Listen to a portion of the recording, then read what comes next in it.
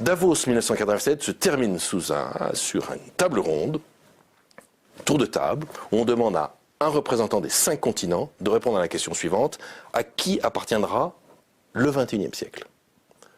Le premier à répondre, parce qu'on tire au sort, répond pour les États-Unis, c'est un jeune économiste déjà très connu qui s'appelle Jeffrey Sachs, qui dit, bon, le XXe siècle se termine, il se termine sur la toute-puissance des États-Unis.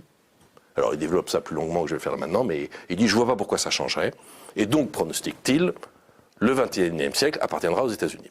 Pas de réaction de la salle, pas de réaction du Congrès. Le deuxième qui parle pour l'Asie.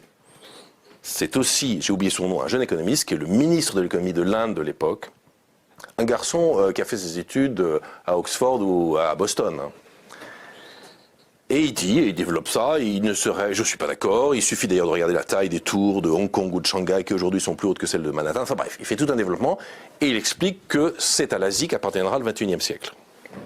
Là, vous avez la partie de la salle un peu plus jaune de figure de peau que les autres qui applaudit avec la réserve et la mesure habituelle de ces pays asiatiques.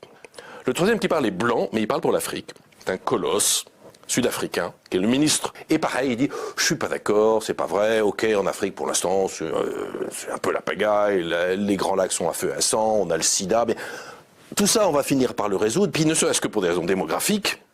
Et donc lui aussi, il explique que c'est à l'Afrique qu'appartiendra le XXIe siècle. Le quatrième qui parle pour l'Amérique du Sud. C'est pas les anneaux exactement des Jeux Olympiques, mais il se trouve que la situation économique est pas top. Mais la partie la plus importante du monde, c'est les Amériques. La partie qui a le plus de vitalité dans les Amériques, c'est l'Amérique du Sud. Et donc lui aussi, il démontre et il dit que c'est à l'Amérique du Sud qu'appartiendra